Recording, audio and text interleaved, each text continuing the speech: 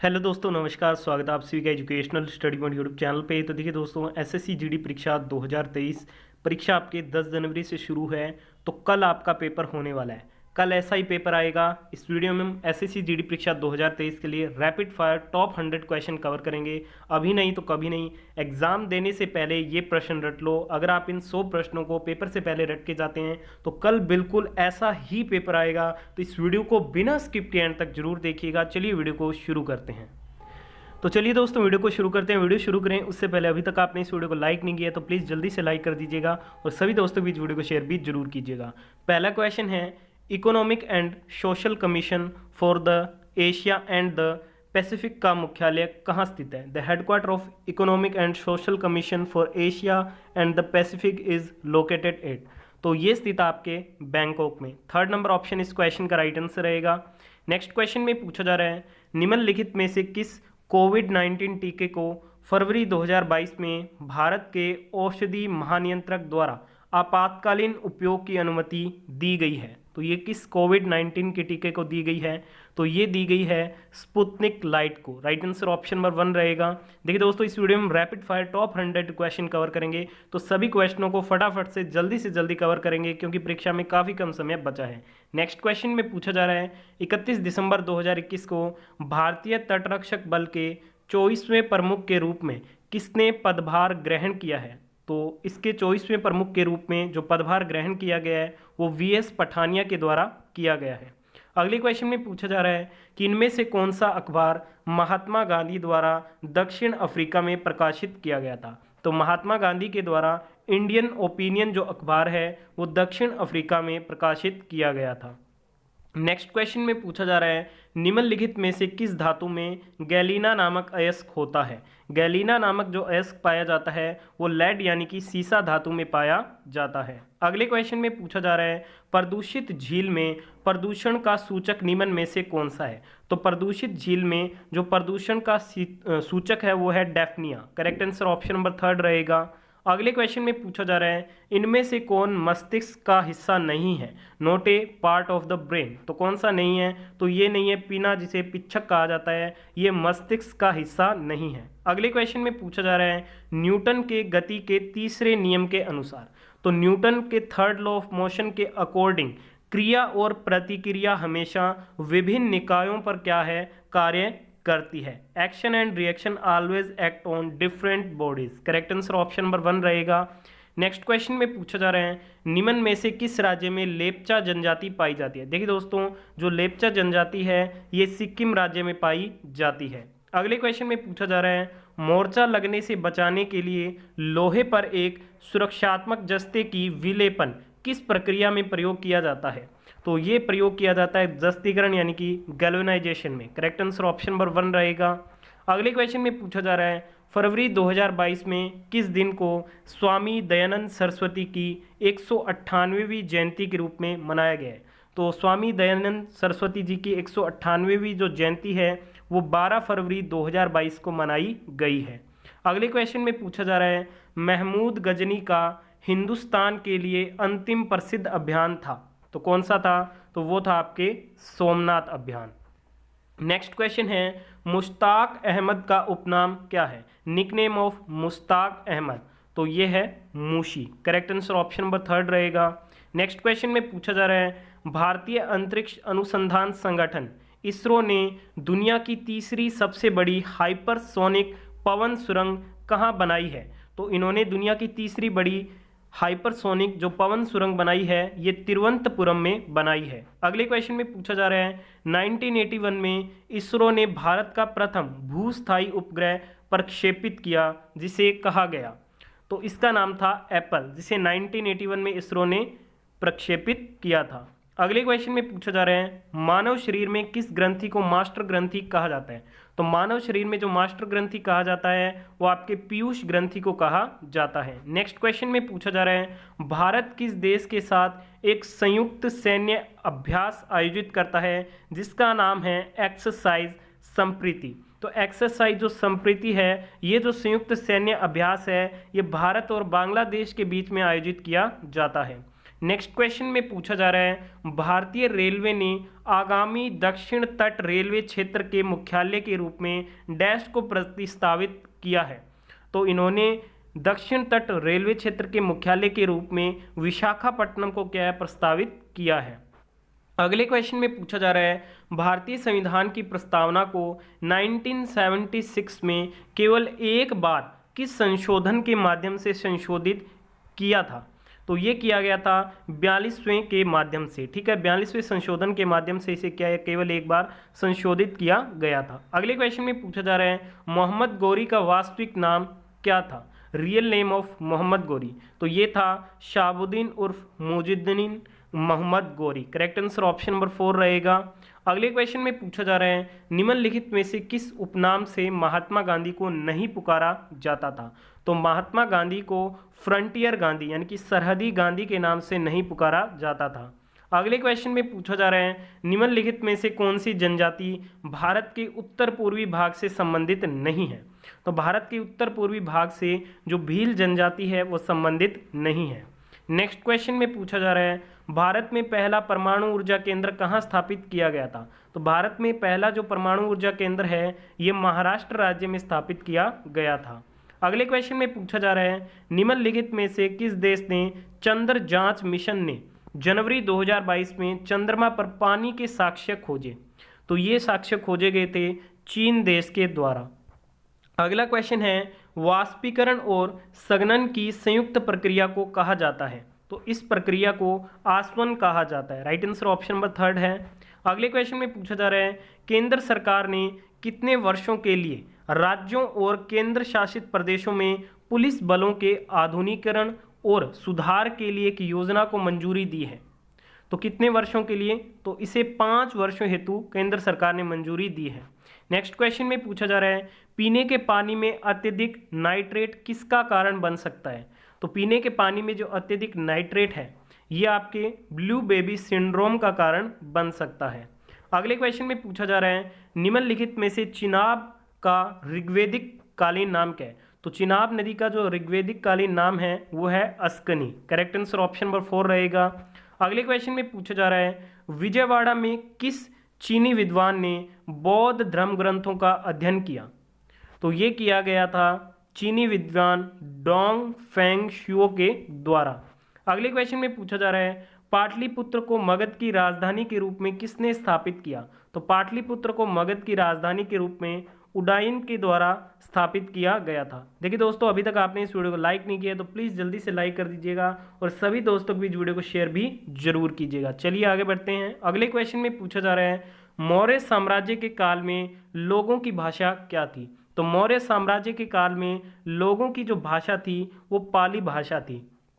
अगले क्वेश्चन में पूछा जा रहा है हूण आक्रमण को किस गुप्त शासक ने खदेड़ दिया था।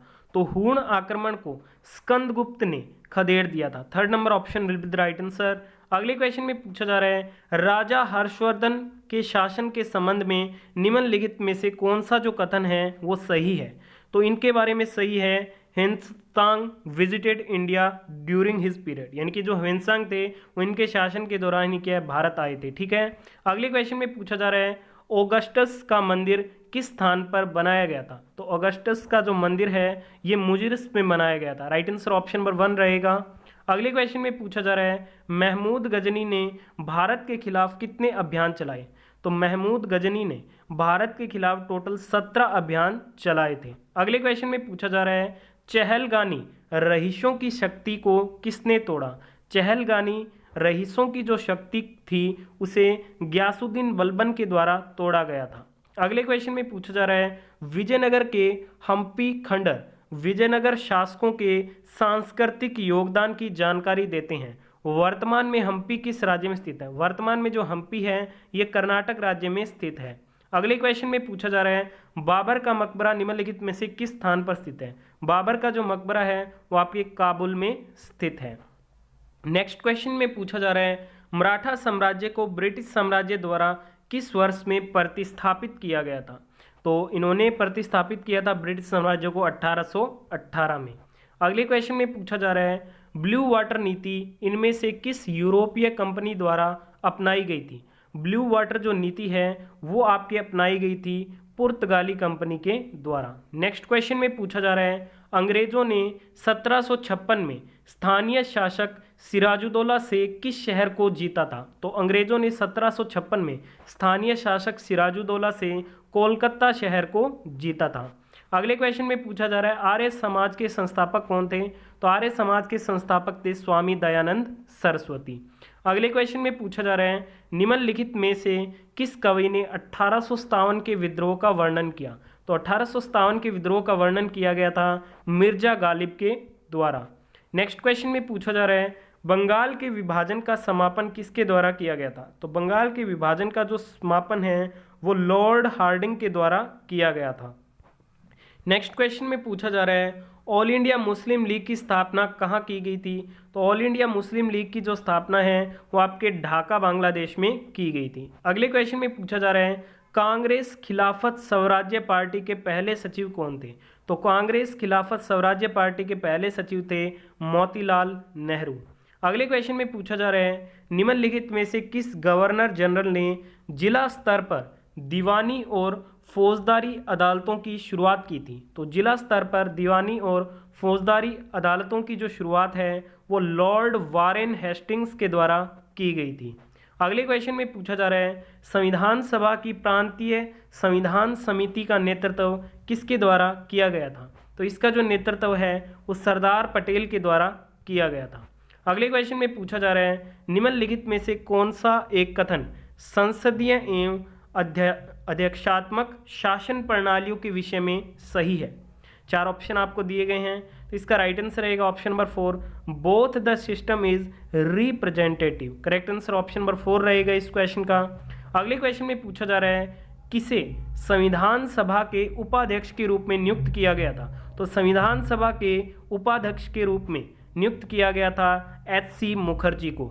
अगले क्वेश्चन में पूछा जा रहा है, हमने किस देश के संविधान से समवर्ती सूची को लिया है? तो समवर्ती सूची को ऑस्ट्रेलियाई संविधान से लिया गया है। अगले क्वेश्चन में पूछा जा रहा है, भारत के संविधान की निम्नलिखित अनुसूची में से किसमें विभिन्न संवैधानिक पदाधिकारियों द्वारा ली जाने वाली शपथ का प्रारूप है? तो ये किस अनुसूची में है? तो ये तीसरी अनुसूची में शामिल है। अगले क्वेश्चन में पूछा जा रहा है, 73वें संशोधन के परिणाम स्वरूप 1992 में भारतीय संविधान में कौन सी अनुसूची जोड़ी गई? तो इसके तहत 11वीं अनुसूची को भारतीय संविधान में जोड़ा गया था। अगले क्वेश्चन में पूछा जा रहा है, भारत के संविधान का निम्नलिखित में से कौन सा अनुच्छेद समान नागरिक संहिता से संबंधित है? समान नागरिक संहिता से आर्टिकल 44 जो है वो संबंधित है। अगले क्वेश्चन में पूछा जा रहा है, 1948 में हैदराबाद पुलिस एक्शन का कोड नाम क्या था? तो इसका जो कोड नेम था वो था ऑपरेशन पोलो। अगले क्वेश्चन में पूछा जा रहा है कि इनमें से कौन सा अनुच्छेद पाकिस्तान को प्रव्रजन करने वाले कुछ व्यक्तियों के नागरिकता के अधिकार को परिभाषित करता है? तो वह अनुच्छेद इनमें से कौन सा है जो the rights of citizenship of certain migrants to Pakistan इसको परिभाषित करता है? तो ये करता है अनुच्छेद 7। नेक्स्ट क्वेश्चन में पूछा जा रहा है, भारतीय संविधान का भाग 4A किसके बारे में बताता है? तो भारतीय संविधान का जो भाग 4A है ये मौलिक कर्तव्य यानी कि फंडामेंटल ड्यूटीज के बारे में बताता है। अगले क्वेश्चन में पूछा जा रहा है कि निम्नलिखित में से कौन सा अनुच्छेद भारतीय राष्ट्रपति के महाभियोग की प्रक्रिया से संबंधित है? तो राष्ट्रपति की महाभियोग की जो प्रक्रिया होती है वो अनुच्छेद 61 के अनुसार की जाती है। अगले क्वेश्चन में पूछा जा रहा है, राज्य की विधान परिषद को कौन समाप्त कर सकता है? तो राज्य की विधान परिषद को पार्लियामेंट यानी कि संसद जो है वो समाप्त कर सकता है। अगले क्वेश्चन में पूछा जा रहा है, भारतीय संविधान के अनुसार उच्च न्यायालय के न्यायाधीश को दूसरे उच्च न्यायालय में स्थानांतरित करने के लिए कौन अधिकृत है? तो इन्हें जो स्थानांतरित किया जाता है वो द प्रेसिडेंट ऑफ इंडिया के द्वारा किया जाता है।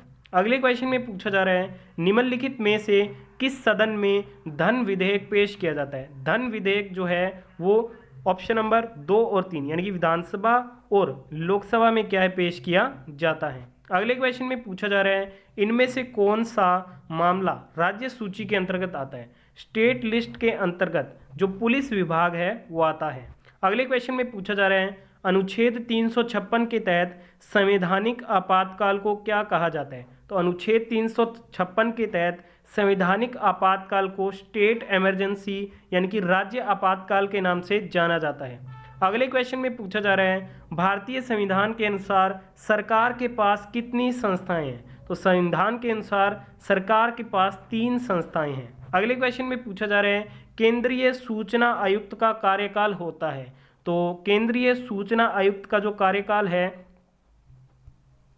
तो इस क्वेश्चन का राइट आंसर रहेगा option number 4, such term as prescribed by the central government और until they attain the age of 65 years. ठीक है, तो इस क्वेश्चन का राइट आंसर ऑप्शन नंबर 4 रहेगा। अगले क्वेश्चन में पूछा जा रहा है निम्नलिखित का उचित प्राथमिकता आरोही क्रम क्या होगा? तो इसका राइट आंसर रहेगा ऑप्शन नंबर 2। ठीक है, ग्राम सभा, फिर पंचायत समिति और फिर हो जाएगा जिला परिषद। अगले क्वेश्चन में पूछा जा रहा है किस वैज्ञानिक ने इलेक्ट्रॉन की खोज की? तो इलेक्ट्रॉन की जो खोज है वो जे थॉमसन के द्वारा की गई। नेक्स्ट क्वेश्चन में पूछा जा रहा है आधुनिक आवर्त सारणी में कितने समूह हैं और आवर्त हैं? तो आधुनिक आवर्त सारणी में 18 समूह हैं और 7 आवर्त हैं। अगले क्वेश्चन में पूछा जा रहा है रासायनिक आबंधन क्या है? तो इसका राइट आंसर रहेगा option number 1, the attractive force which holds various constitutes together in different chemical species.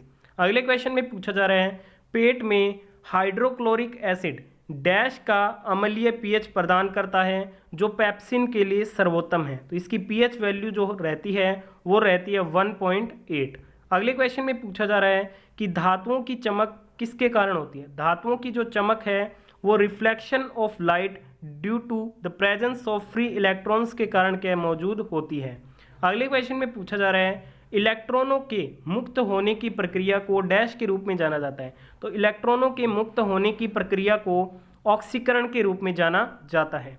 अगले क्वेश्चन में पूछा जा रहा है एक अच्छे ईंधन के लिए प्रतिशत नमी की मात्रा डैश होनी चाहिए। तो एक अच्छे ईंधन के लिए प्रतिशत नमी की जो मात्रा है वो कम होनी चाहिए। नेक्स्ट क्वेश्चन में पूछा जा रहा है अमाइटल, नेम्बुटल, ल्यूमिनल आदि निम्नलिखित दवाओं में से किसकी विविधता है? तो ये विविधता है ट्रैंक्विलाइजर की। करेक्ट आंसर ऑप्शन नंबर 2 रहेगा। अगले क्वेश्चन में पूछा जा रहा है प्रतिरोधकता के लिए एसआई इकाई क्या है? तो प्रतिरोधकता के लिए जो एसआई यूनिट होती है वो ओम मीटर का इसके लिए प्रयोग किया जाता है। अगले क्वेश्चन में पूछा जा रहा है गति के नियम किस वैज्ञानिक द्वारा दिए गए थे? तो ये न्यूटन के द्वारा दिए गए थे। नेक्स्ट क्वेश्चन में पूछा जा रहा है कि एक उपग्रह की बाध्यकारी ऊर्जा को किस प्रकार व्यक्त किया जा सकता है? तो इसे Gmm/2r से व्यक्त किया जाता है। अगले क्वेश्चन में पूछा जा रहा है दाब की एसआई इकाई क्या होती है? तो SI unit of pressure pascal होती है। नेक्स्ट क्वेश्चन में आपसे पूछा जा रहा है कोई कार्य नहीं किया जाता है यदि, तो 4 आपको ऑप्शन दिए गए हैं। तो इसका राइट आंसर रहेगा option number 4, a man stands still holding two suitcase. अगले क्वेश्चन में पूछा जा रहा है डैश से अधिक आवृत्ति वाली ध्वनि तरंगों को अल्ट्रासाउंड कहा जाता है। तो ये कहा जाता है 20 किलोहर्ट्ज से अधिक आवृत्ति वाली ध्वनि तरंगों को। अगले क्वेश्चन में पूछा जा रहा है ऊष्मा डैश तरंग का एक उदाहरण है। देखिए दोस्तों, जो ऊष्मा है वो विद्युत चुंबकीय तरंग का एक उदाहरण है। अगले क्वेश्चन में पूछा जा रहा है वायु में प्रकाश की चाल कितनी होती है? तो वायु में प्रकाश की चाल 3 × 10⁸ मीटर प्रति सेकंड होती है।